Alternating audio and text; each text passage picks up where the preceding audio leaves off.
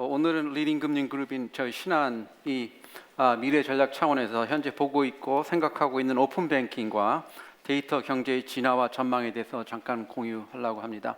우선 다 아시다시피 금융의 개방성, 빅데이터, AI 등 4차 산업혁명 기술은 전 영역에 걸쳐 다양하게 영향력이 확산되고 있는 추세입니다. 오픈뱅킹은 아시다시피 다음 달에 은행권의 시범 도입 후 12월 달에 페이멘트 사업자를 포함하며 전면 시행할 것으로 보이고 있습니다.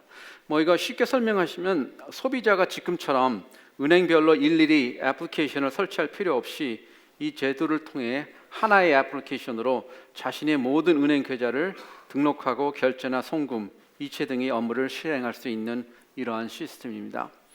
은행끼리도 공유가 가능하고요. 제3자 핀텍 업체도 가능한 세상이 오는 겁니다.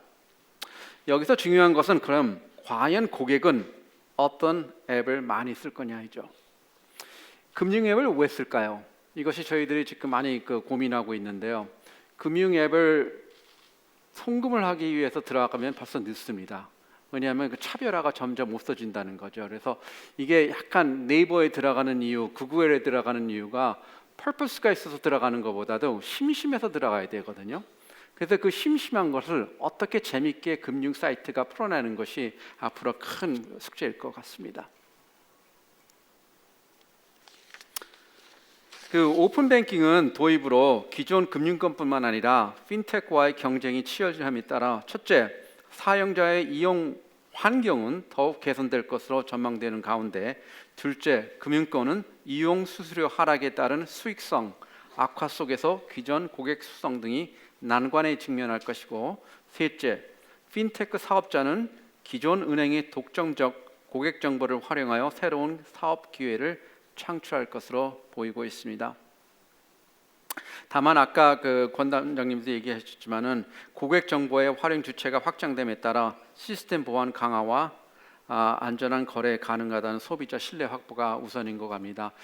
지금 우리나라가 아직 포커스를 안 하고 있는 데가 이제 디지털 시큐리티인데요.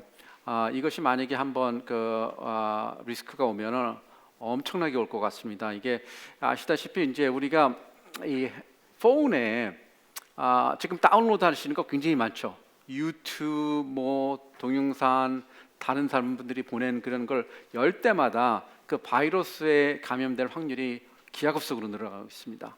근데 이것이랑 이제 금융이 섞이기 시작하면은 그 문제의 책임이나 이런 것을 분별하기가 쉽지 않다는 거죠. 그래서 디지털 시큐리티는 앞으로 우리가 해결해야 될 큰 사회적 숙제로 남아가고 있습니다.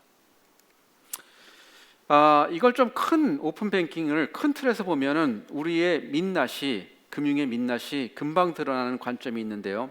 전통적으로 외국 금융 회사들은 금융 산업의 밸류 체인 중 상품 및 솔루션과 같은 제조, 매니팩처링의 기능에 중점을 두고 있는 반면 한국의 금융 회사들은 지점과 같은 채널 중심주의의 상품 중개, 판매, 즉 디스트리뷰션, 유통의 기능에 초점을 맞춰 하는 시장 구조를 갖고 있습니다. 그래서 한국의 금융 회사를 밸류에이션을 하면은 M&A를 할 때 보면은 이 디스트리뷰션의 밸류에이션이 많이 들어갑니다. 이게 한 75% 들어가고 매니팩처링이 25%가 들어가는 거거든요. 그래서 진짜 금융 회사는 이 매니팩처링을 잘해야 되는데 한국은 유일하게 이 디스트리뷰션이 강한 금융 회사들이 많습니다. 그래서 문제는 이 오픈 뱅킹은 국내 금융 시장의 주증해 오던 유통 영역에 막대한 영향을 주는 요인으로 정하게 될 것으로 저희들은 보고 있습니다. 그러면 금융회사의 생존 전략은 무엇이냐? 크게 둘로 나뉜다고 할 수 있습니다. 첫째가 디스트리뷰션에 치중되어 있는 수익 모델을 매니팩처링 기능으로 이전을 해야죠. 그래서 투자와 역량 강화는 마이그레이션하는 전략이 첫 번째 전략일 거고요. 여기는 자산 관리 솔루션, 투자 상품 개발, 대출 상품 접근성 확장 등 오픈 뱅킹 유저들이 여전히 관심을 가질 수 있는 영역을 보강하는 전략이 있을 것 같습니다. 저희 신한도 그쪽으로 많이 포커스를 하고 있고요. 그다음에 두 번째는 디스트리뷰션 영역에서 오픈 뱅킹 플랫폼 제공자들을 대비해 뒤떨어지지 않는 사용자 편의성, 유저 인터페이스와 매니팩처링 기능과의 연계성, 즉 인터페이싱과 알라인먼트 전략이 저희들이 구현을 하고 있습니다. 이것이 상품과 굉장히 seamless 오퍼레이션을 들어가야지 그 유저 인터페이스나 유저 경험, experience가 굉장히 고차원에서 일어날 수 있다고 저희들은 보고 있습니다. 그래서 마이그레이션 전략과 인터페이싱은 알라인먼트 전략을 많은 금융회사들이 추구를 하고 있을 것 같습니다. 오픈 뱅킹은 아시다시피 많은 나라에서 선진국에서 벌써 시작을 한 시스템입니다. 결제 및 송금 분야에서 시작됐지만은 결국에는 고객이 금융 정보를 활용하여서 고객별 맞춤형 솔루션, 소위 말하는 마이데이터 PFM, Personal Financial Management 영역으로 확장될 것으로 저희들은 보고 있습니다. 이 보이는 사이트는 요들리나 민트 이런 것을 많이 써보신 분들이 있겠지만은 굉장히 회사의 성장세가 두드러지고 있는 추세입니다.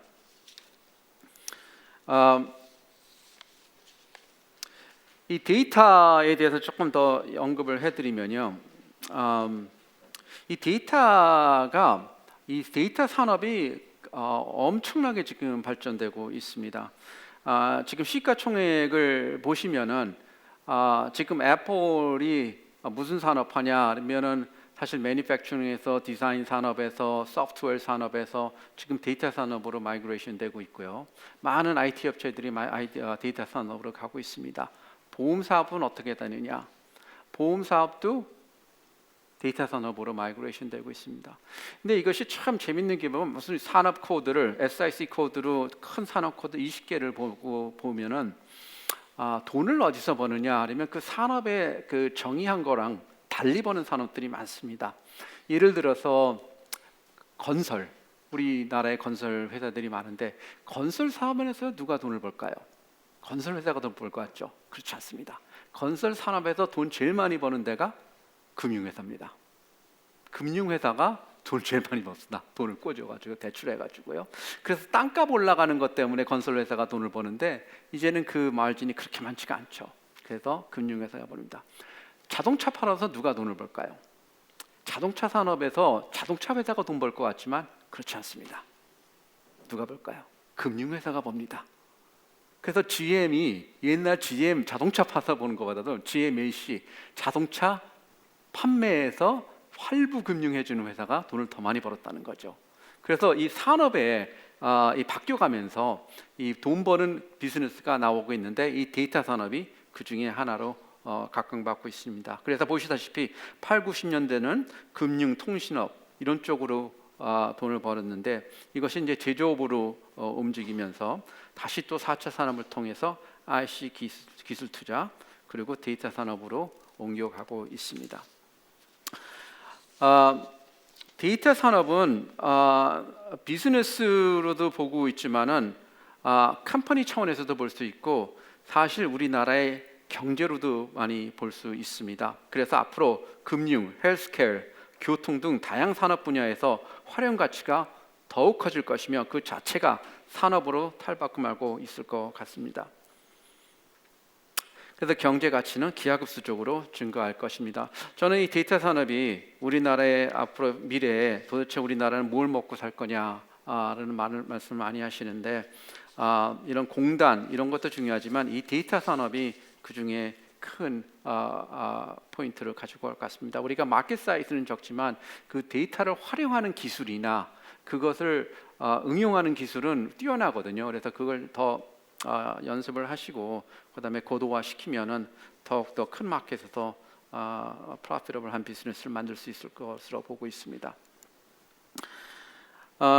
이것은 이제 저희 자회사 신한카드가 업계 최초로 거의 3년에 걸쳐 초개인화 프로젝트를 하면서 저희들이 배운 것이 많습니다. 그 중에서는 데이터 세그먼트와 분석 능력, 고객 경험 강화를 통해 그 고객의 니즈를 세분화하고 새로운 고객 가치를 발굴용, 재조명하는 이런 기술을 배웠는데 이런 것을 보면 이제 거의 다 교과서에 나오는 말들인데 이것을 진짜 하기 전에는 그런 기술이 어디서 나오는지 잘 분별할 수가 없습니다. 이것이 애널리티컬 마인드에서 나오는지 아니면은 약간 문과적 마인드셋에서 나오는지 이게 분별하기 쉽지 않습니다. 그래서 저희들이 많은 노력과 시행 절차를 거치면서 이것을 많이 배웠는데요. 이 배우는 것은 데이터의 경제와 규모와 확장 범위가 기존과의 차원이 다른 속도로 발전하고 있다는 것입니다. 구글이 당신이 뭘 생각하는지 당신보다 더 잘 알고 있다라는 말이 이제는 아주 현실적으로 우리한테 다가오고 있습니다. 재밌는 케이스 example로요. 미국에서 어떤 이제 딸을 집에 이제 와이프가 있고 고등학교 따는 딸이 있는데 갑자기 이제 기저귀 회사가 기저귀를 샘플로 쓰라고 많이 보내준 거예요. 그러니까 이 아빠가 놀래가지고 우리는 아이가 없는데 그래서 기저귀 회사한테 전화를 걸었어요. 우리는 아이가 없고 고등학교 딸 있고 그러는데 왜 기저귀가 샘플이니까 당신은 누가 곧 여자애가 태어날 거라는 거래요. 그러니까 이 사람이 무슨 말이냐 찜찜해가지고 그날 밤에 그 하이스쿨 다니는 고등학교 여자한테 너 무슨 일 있냐 하니까 울면서 아빠 나는 임신했어요. 그거를 알아낸다는 거죠, 빅데이터가. 이게 그 정도로 이 빅데이터가 발전해 가고 있습니다. 그래서 이것이 이제 라이브 케이스인데요. 신한카드가 현재 쓰고 있는 상권 분석 차트입니다. 왼쪽이 18개월 전에 행정구역과 가맹점 수처럼 미리 정해진 기존의 제한한 정보를 통한 상권 분석 차트이고요. 이 자료는 많은 정부기관에서 공유되어 있고 금융회사에도 자주 사용하고 있는 정보입니다. 차별화가 없는 거죠. 왜냐하면 다른 금융회사도 똑같은 자료를 쓰고 있기 때문에. 근데 재밌는 것은 이 커버리지가 30%밖에 안 되는 거죠. 왜 30%밖에 안 될까 보면은 그 중에 문제점이 우리 한국의 가맹점이 너무 빨리 세워지고 빨리 망해가지고 이 정보 추적이 따라가지 못한다는 거죠. 왼쪽 차트를 보면은.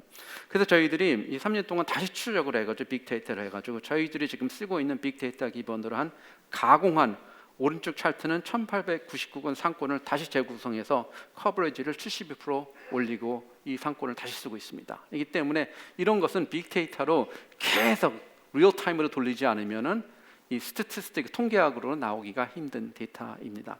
고객의 실제 이용 관점에서 접근하며 가맹점 결제 정보를 활용하고 소비 패턴을 더 이해할 수 있다는 것입니다.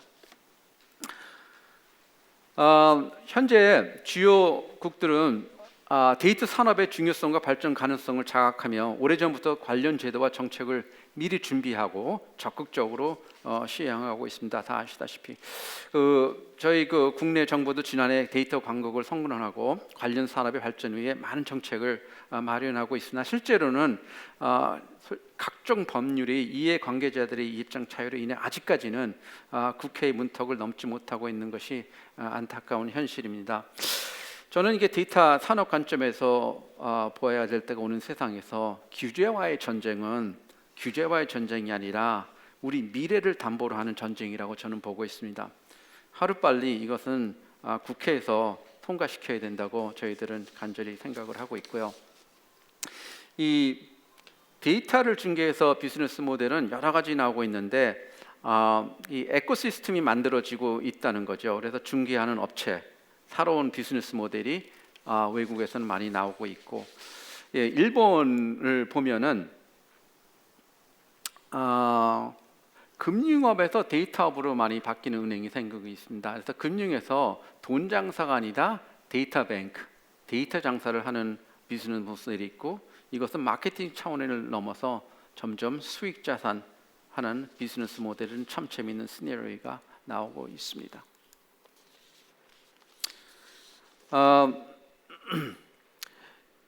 이것은 이제 많은 분들이 알지만 아직도 우리나라가 지금 뒤떨어진 게 헬스케어인데요. 개인 정보를 활용한 사업 모델이 외국에서는 속속 등장하고 있는데 우리나라는 아직도 갈 길이 멀습니다. 이것은 이제 한국의 생명유전공학 회사가 한국에서 힘들어서 외국에 가가지고 성공한 케이스인데요. 지금 이 DNA 샘플링과 테스트하는 회사로서 굉장히 성공을 두고 있습니다. 그래서 이것도 디지털 데이터로 나오는 비즈니스 모델입니다.